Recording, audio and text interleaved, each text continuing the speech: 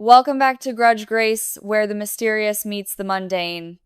I'm your host, Angelina, and today we have a story that will make you think twice about late-night train journeys.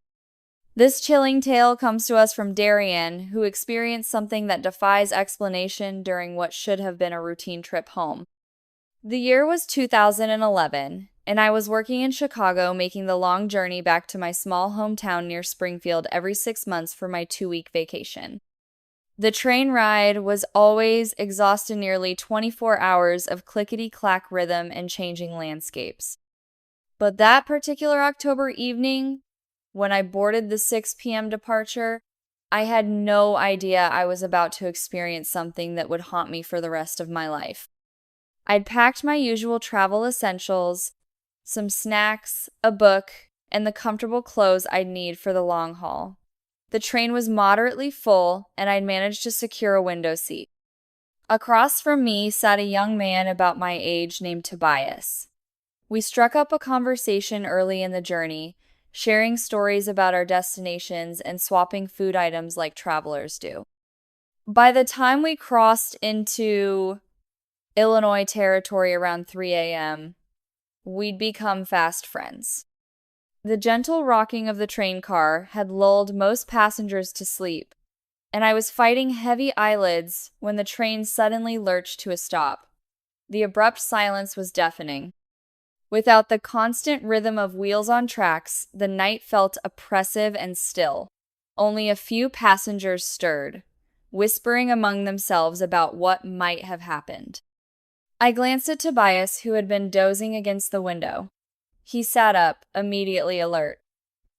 "You feel that too?" he asked, referring to the unsettling quiet that had settled over our car. The conductor passed through shortly after, explaining that the main engine had failed. "Could be 5 or 6 hours before we get a replacement," he said matter-of-factly, as if this was just another routine delay. The train car had grown stifling without the movement-generated breeze, and many passengers had already stepped outside to get some air.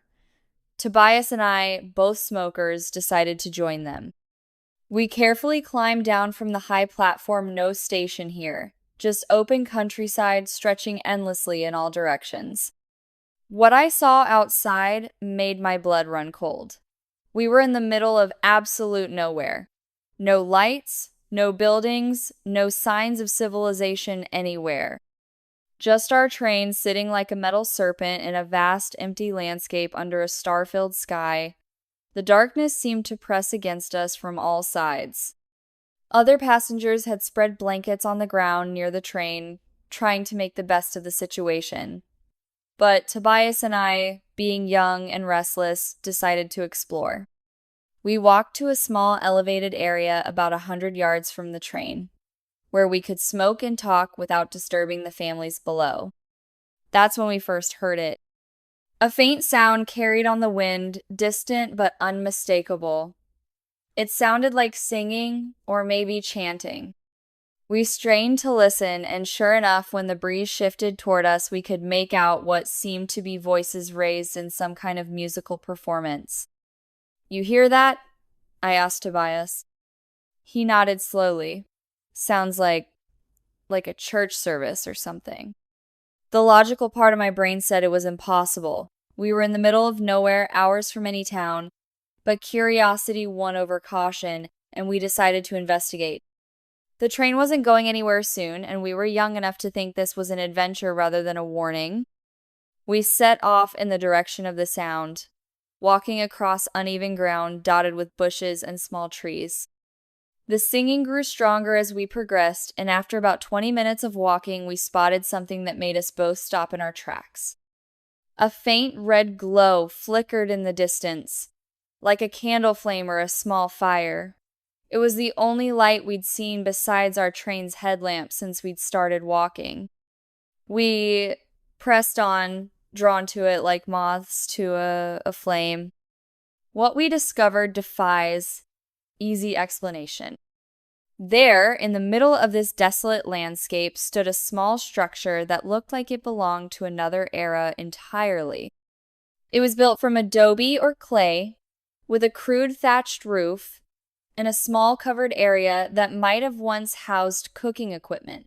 The red glow came from a single lantern hanging from a post. But that wasn't the strangest part. The strangest part was the music. A old-fashioned radio or record player sat on a wooden table under the covered area, and from it poured the most beautiful spiritual music I'd ever heard. The voices were rich and haunting, singing in what sounded like Latin or some other ancient language. Two large speakers flanked the device, filling the night air with the ethereal sounds. We looked around for whoever might have set this up, but the place appeared completely deserted. There was a simple cot under the covering, and everything was arranged as if someone lived there. But we saw no one. "Hello?" Tobias called out. "Anyone here?" We waited but heard nothing except the continuing music. After a few minutes, we decided to sit on the cot and wait. Surely whoever lived here would return soon, and maybe they could offer us some water or coffee. The music was strangely soothing, and despite the bizarre circumstances, I found myself relaxing for the first time since the train had stopped. We must have sat there for 30 minutes when the music suddenly stopped. The silence was so abrupt it made us both jump. Then, from inside the small structure, came a voice. "What do you seek?" The voice was deep, resonant, and somehow seemed to come from everywhere at once. Tobias and I exchanged glances before I answered.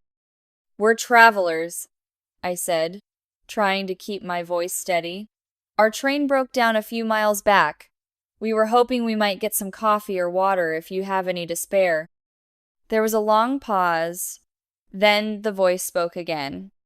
"You are welcome here, travelers. Rest, and you shall be refreshed." A figure emerged from the structure, and I had to blink several times to make sure I was seeing correctly. It was a tall man, taller than anyone I'd ever seen, dressed in what appeared to be a long, dark robe. His face was obscured by a deep hood, and he moved with an odd gliding gait that seemed to barely touch the ground. He approached us carrying a tray with 2 cups, which he set down on the small table beside the now silent music player. The cups themselves were unlike anything I'd seen in modern times. They looked hand-thrown, with intricate patterns that seemed to shift in the lantern light. "Drink," the figure said simply, then turned and glided back into the structure without another word. I picked up one of the cups and examined it. The liquid inside was dark and aromatic, like coffee, but with an underlying scent I couldn't identify, something floral and sweet. Tobias hesitated, but I was thirsty and tired, so I took a sip. The taste was extraordinary. It was like drinking liquid comfort, warm and energizing, and somehow familiar, though I knew I'd never tasted anything like it before. The fatigue I'd been carrying seemed to melt away, replaced by a sense of peace and clarity I'd never experienced. Tobias tried his cup and had the same reaction. We drank in silence, both of us trying to process what we were experiencing. When we'd finished, I called toward the structure to thank our mysterious host and ask what we owed him. The voice came back immediately. "You owe nothing. You are travelers, and this place exists to serve travelers. But you must leave now. Others come here soon, and they are not meant for your eyes." Something in his tone made my skin crawl. "Others?" I asked. "Do not question what you do not understand. Go now quickly before they arrive. If they see you, they will follow you, and that would be unfortunate." We didn't need to be told twice. We stood up, called out our thanks, and started walking back toward the train. But as we walked, Tobias zebed my arm. "Wait," he said. "When are we ever going to see something like this again? I mean, what if this is real? What if we're witnessing something incredible?" I knew what he meant. Despite the fear creeping up my spine, I was desperately curious about what others might be coming to this impossible place.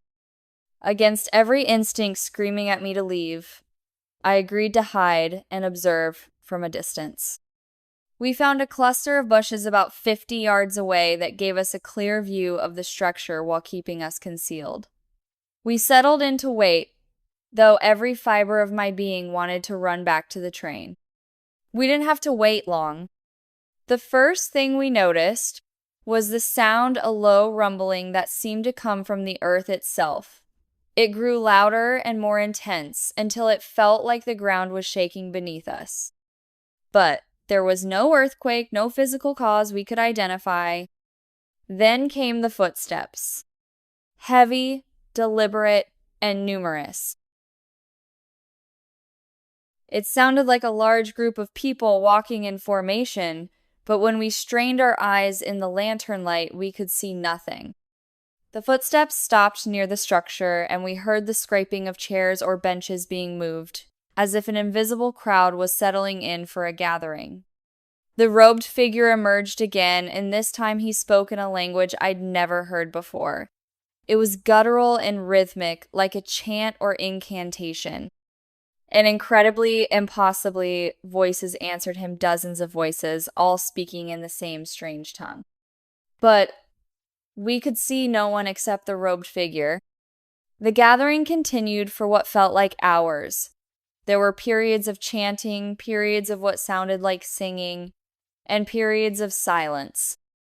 Through it all, we remained frozen in our hiding spot, too terrified to move, but too fascinated to look away. Then we heard something that made my blood freeze. The sound of children playing. High-pitched laughter and excited chatter filled the air, along with the sounds of a game being played, balls being thrown, feet running, playful shouts and calls. And these sounds were getting closer to our hiding spot. "We need to go," Tobias whispered urgently. "Right now." But I was paralyzed by fear and fascination. The children's voices were so clear, so normal, that part of me wanted to believe this was just some community gathering we'd stumbled upon. But the complete absence of any visible people made that impossible. The playing sounds grew closer, and I could swear I felt the brush of small bodies running past our hiding spot. That's when panic finally overtook curiosity. I reached down and grabbed the largest rock I could find. Without thinking, I hurled it as far as I could in the opposite direction from the structure. The effect was immediate and horrible.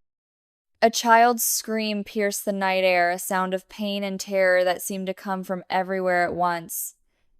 It was followed by other voices, angry and agitated, speaking rapidly in that strange language.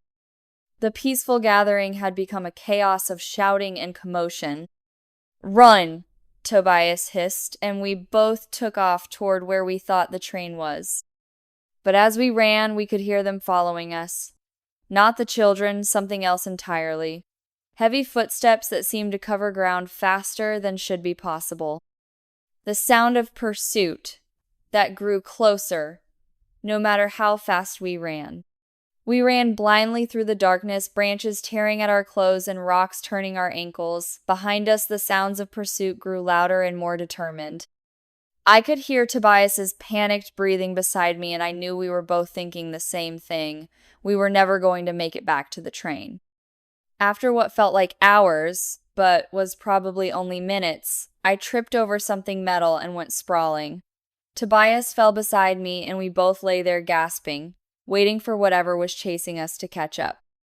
But gradually, we realized we could no longer hear the pursuing footsteps. We were alone in the darkness, lying on what I now realized were railroad tracks. Our train's tracks. "The train," I whispered.